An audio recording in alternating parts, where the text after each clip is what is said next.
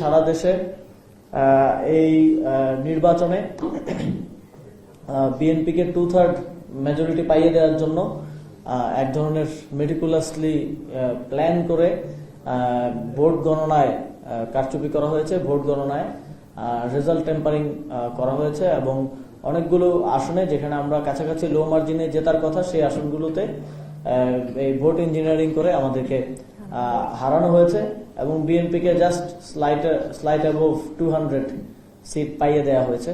এবং এইটাকে আমরা তুলনা করতে পারি 2008 সালের নির্বাচনে ঠিক যেটা বিএনপি নেতৃত্বাধীন জোটের সাথে যেটা হয়েছিল, 35% ভোট পেয়ে তারা 29টা আসন পেয়েছিল। এবারও ঠিক একই রকম বিভিন্ন গোয়েন্দা সংস্থা এবং বিভিন্ন এবং মিডিয়া এস্টাবলিশমেন্ট সকলের একটা আন্ডারস্ট্যান্ডিং এর মধ্য দিয়ে, সকলের একটা বোঝাপড়ার মধ্য দিয়ে আমরা এটা ঘটতে দেখেছি। মিডিয়ার কথা তো আর কিছুই বলার নেই, আপনারাই জানেন। একই চ্যানেলে 5 মিনিট আগে বলা হলো যে 11 দলীয় জোটের প্রার্থী বিজয়ী হয়েছেন, 5 মিনিট পরে বলা হলো যে ধানের শীষের প্রার্থী বিজয়ী হয়েছেন এবং এক ধরনের পারসেপশন মিডিয়ায় তৈরি করা হলো। তখন আমরা দেখছি যে বেসরকারি ফলাফল যেটা মিডিয়াতেই আসছিল সেটাই আমরা কাউন্ট করে দেখছিলাম যে আমরা কাছাকাছি অবস্থানে আছি 11 দলীয় জোট এবং বিএনপি, কিন্তু মিডিয়ায় দেখানো হচ্ছিল বিএনপি 70, 11 দলীয় জোট 10। এইভাবে একটা পারসেপশন তৈরি করার মধ্য দিয়ে পুরো একটা ইকোসিস্টেম বিল্ড করে মেটিকুলাসলি এই ফলাফল ট্যাম্পারিং এর মাধ্যমে 2/3 মেজরিটি তাদেরকে পৌঁছে দেওয়া হয়েছে এবং আমরা মনে করি যে এটা একটা ষড়যন্ত্রের অংশ এবং এই অ্যাবসলিউট পাওয়ার যেটার কথা শেখ হাসিনা বলতো, এর মধ্য দিয়ে এই এখন জুলাই সনদের বাস্তবায়ন নিয়ে আমরা শঙ্কিত এবং একই সাথে এই 2/3 মেজরিটি পাইয়ে দেওয়ার পেছনে সংবিধানের যথেচ্ছ পরিবর্তন করার এক ধরনের চিন্তা, এক ধরনের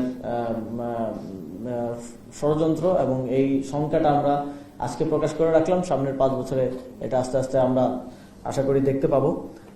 এবং আরেকটি বিষয় যেটা আমরা বলতে চাই যে গণভোট, আপনারা জানেন জাতীয় নাগরিক পার্টি রাজনৈতিক দল হিসেবে সবচেয়ে অত্যন্ত গুরুত্ব দিয়ে গণভোটের প্রচারণা করেছে। আমাদের 270টি আসন যেখানে আমরা জাতীয় নির্বাচনে অংশগ্রহণ করিনি সেখানে আমরা গণভোটের প্রার্থী ঘোষণা করেছি। আমরা সারা দেশে গিয়েছি, আমরা নির্বাচনের ক্যাম্পেইনের পাশাপাশি গণভোটের ক্যাম্পেইন করেছি এবং আরো অনেকে গণভোটের ক্যাম্পেইন করেছে। আমরা বিএনপিকে দেখেছি তারা অফিসিয়ালি গণভোটের কথা বললেও নির্বাচনের দিন আমরা দেখেছি তাদের এজেন্টরা দাঁড়িয়ে দাঁড়িয়ে না ভোট দেওয়ার জন্য কিভাবে প্রচারণা করেছে। আপনাদের মিডিয়ার মাধ্যমে আমরা দেখতে পেয়েছি যে আসলে গণভোটের হ্যাঁ ভোটের যেই বক্তব্য তারা উচ্চ পর্যায়ে থেকে দিয়েছিল সেগুলো আসলে আইওয়াস ছিল। মাঠ পর্যায়ে তারা না ভোটের ক্যাম্পেইন করেছে, কিন্তু এই এত ষড়যন্ত্র করেও আসলে না ভোটকে বিজয়ী করতে তারা সক্ষম হয়নি। আওয়ামী লীগও না ভোটের পক্ষে অবস্থান নিয়েছে, তারা প্রচারণা করছে, কিন্তু তারা না ভোটকে বিজয়ী করতে সক্ষম হয়নি এবং গণভোটে প্রায় 68% হ্যাঁ ভোটে পক্ষে জনগণ রায় দিয়েছে এবং হ্যাঁ ভোট বিজয়ী হয়েছে। আমরা জাতীয় নাগরিক পার্টির পক্ষ থেকে বলতে চাই যে শপথ গ্রহণের ক্ষেত্রে সকল যারা বা সংসদ সদস্য প্রার্থী হিসেবে নির্বাচিত হয়েছেন, যারা সরকার গঠন করবেন, সকলকে এই জুলাই সনদ যেটা জনরায়ের মধ্য দিয়ে একটা লেজিটিমেসি পেয়েছে এবং এই গণভোটের লেজিটিমেসি জাতীয় নির্বাচনের লেজিটিমেসির থেকেও বেশি গুরুত্বপূর্ণ বলে আমরা মনে করি। এই তাদের অঙ্গীকার করে সংসদে পা রাখতে হবে যে তারা এই জুলাই সনদ বাস্তবায়ন করবে এবং গণভোটে জনগণ যে রায় দিয়েছে সেই রায়ের প্রতি সম্মান দেখাবে এবং দ্রুত সময়ের মধ্যে, বাউন্ড টাইমের মধ্যেই সেটা বাস্তবায়ন করবে। আমরা দেখছি যে বিএনপি নির্বাচিত হওয়ার সাথে, সংখ্যাগরিষ্ঠতা পাওয়ার সাথে সাথে আওয়ামী লীগের কার্যক্রম শুরু হচ্ছে এবং বিএনপির বিভিন্ন প্রার্থীরা, নেতা কর্মীরা আমরা দেখছি যে আওয়ামী লীগের পার্টি অফিস যেটা 1.5 বছর ধরে বন্ধ ছিল সেগুলো উদ্বোধন করছেন। আমরা এটা থেকে স্পষ্টভাবে বোঝা যায় যে আওয়ামী লীগের সাথে এক ধরনের গোপন আন্ডারস্ট্যান্ডিং এবং আতাতের মধ্য দিয়ে তারা নির্বাচনে জয়লাভ করতে পেরেছেন। যেহেতু আমাদের কাছে প্রাপ্ত এখনকার তথ্য অনুযায়ী আমরা খুব বেশি পার্থক্য 11 দলীয় জোট এবং বিএনপির প্রাপ্ত ভোটের মধ্যে নেই, সেটা আপনারা জানেন। সুতরাং আওয়ামী লীগকে রাজনীতিতে ফেরানোর এক ধরনের প্রতিশ্রুতি বিভিন্ন স্থানীয় পর্যায়ে দেওয়ার মধ্য দিয়ে তারা নির্বাচনে জয়লাভ করার চেষ্টা করেছেন এবং আমরা খুব স্পষ্টভাবে বলতে চাই আওয়ামী লীগের কার্যক্রম বাংলাদেশে নিষিদ্ধ আছে আইনগতভাবে এবং এই অবস্থায় যারা হচ্ছে ঘোষণা দিয়ে কিংবা মিডিয়ার সামনে এসে আওয়ামী লীগের অফিস উদ্বোধন করছেন তাদের বিরুদ্ধে আইনগত ব্যবস্থা নেওয়া প্রয়োজন এবং আইন অনুযায়ী তাদের বিরুদ্ধে ব্যবস্থা গ্রহণ করার আমরা দাবি জানাচ্ছি।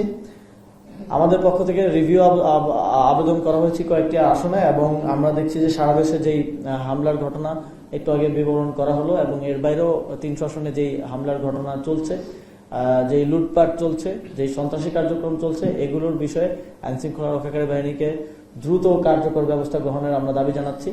এবং আমরা চাই না কোনো খারাপ পরিস্থিতির মধ্য দিয়ে গণতান্ত্রিক উত্তরণটা হোক। আপনারা জানেন আমাদের অনেক অভিযোগ থাকা সত্ত্বেও আমরা সবসময় এই গণতান্ত্রিক রূপান্তরটাকেই সর্বোচ্চ প্রায়োরিটি দিয়ে নির্বাচন কমিশন সহ সরকারকে সর্বোচ্চ সহযোগিতা করে আমরা এসেছি। এবং এই ধরনের কার্যক্রম যদি চলতে থাকে, সারা দেশে বিরোধী দল বিরোধী মতের উপর যদি হামলা, হত্যা, তারপর দমনপীড়ন যদি চলতে থাকে, আবারও যদি সেই আমরা 5ই আগস্টের পূর্ববর্তী সময়ের মতো দেখি, 2024 সালের নির্বাচনের পর আমরা এরকম দেখেছি, 2018 সালের নির্বাচনের পর আমরা এরকম দেখেছি, যদি এটাই চলতে থাকে তাহলে 11 দলীয় জোট কঠোর রাজপথের কর্মসূচি গ্রহণ করতে বাধ্য হবে। ইতিমধ্যে 11 দলীয় জোটের আমাদের একটা মিটিং ছিল, মিটিং এর পরেও ওনারা আমাদের 11 দলীয় জোটের নেতৃবৃন্দ সেখানে মিডিয়ার সাথে কথা বলেছে, দেশবাসীকে এই মেসেজটা ক্লিয়ার করেছে যে আমরা এই ধরনের অসঙ্গতি, এই ধরনের হামলা এবং দমনপীড়ন চলতে থাকলে আমরা রাজপথের কর্মসূচির দিকে যেতে বাধ্য হব। আমাদেরকে বাধ্য করবেন না, আমরা চাই সুষ্ঠুভাবে এই গণতান্ত্রিক রূপান্তরের যেই সময় আমরা আছি সেটা যেন আমরা পার করে যেতে চাই, এবং আমরা বাংলাদেশের জনগণের প্রতি আহ্বান জানাতে চাই যে আপনারা দেখে রাখুন যে এই ভোটাধিকার, দীর্ঘ যেই ভোটাধিকারের জন্য আমরা অপেক্ষা করছিলাম, এবং আমরা যেই জনগণের ভোটাধিকার প্রয়োগের জন্য আজ বাংলাদেশের জনগণের উপর যে দমন পীড়ন নেমে এসেছে, যারা ধানের শীষে ভোট দেয়নি তাদের বাড়িঘর জ্বালাও পোড়া করা হচ্ছে, এই বিষয়গুলো বাংলাদেশের জনগণের দেখে রাখা উচিত। তো আপনাদের আর কোনো প্রশ্ন থাকলে করতে পারেন, তারপরে আমরা শেষ করব। আপনি বলছিলেন যে নির্বাচনে কারচুপি হয়েছে এবং 2008 সালের নির্বাচনের মধ্যে, তাহলে কি ডক্টর ইউনূসের যে প্রতিজ্ঞা ছিল বা প্রতিশ্রুতি ছিল সুষ্ঠু নির্বাচন করা, তাহলে কি ডক্টর ইউনূস সুষ্ঠু নির্বাচন করলে ব্যর্থ হতো? আমরা মনে করি ডক্টর মোহাম্মদ ইউনূসের সরকার এবং নির্বাচন কমিশন ভোট গ্রহণটা মোটামুটি কিছু বিচ্ছিন্ন ঘটনা ছাড়া সুষ্ঠুভাবে সম্পন্ন করতে পেরেছেন, কিন্তু ভোট গণনার সময়টাতে এবার খুব ডিফারেন্ট ওয়েতে, অন্যান্য সময় আমরা দেখতাম যে ভোট গ্রহণেই কারচুপি হতো, কেন্দ্র দখল হতো, ম্যাসিভ প্রক্রিয়া, কিন্তু এবার ভোট গণনাতে এক ধরনের ট্যাম্পারিং হয়েছে, যার অনেক ধরনের প্রমাণ আমরা ইতিমধ্যে পেয়েছি।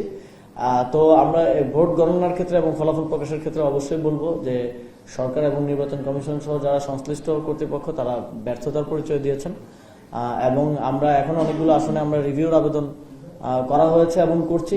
আমরা সেগুলোর ক্ষেত্রেও তারা কিভাবে সেই বিষয়গুলো নিষ্পত্তি করেন সেটাও অবজার্ভ করছি। আচ্ছা ভাই, আপনি বলেছেন যে ম্যাটিকুলাস প্ল্যানের মধ্যে এই নির্বাচনের মাধ্যমে বিএনপিকে 2/3 দেওয়া হয়েছে। আপনি কাকে মনে করছেন যে এই প্ল্যানের অংশ, মানে প্ল্যানারটা কি? এই প্ল্যানের অংশ আসলে অনেকেই, আমি যেটা বললাম যে এখানে অনেক পুরো একটা ইকোসিস্টেমের মধ্যে দিয়ে প্ল্যানটা বাস্তবায়ন করা হয়েছে। এখানে মিডিয়া এক ধরনের রোল প্লে করেছে, এক ধরনের বিতর্কিত রোল প্লে করেছে। কালকে আমরা দেখেছি, কালকে একদম মেইন স্ট্রিম মিডিয়াতে গুজব ছড়ানোর উদাহরণ আমরা দেখলাম।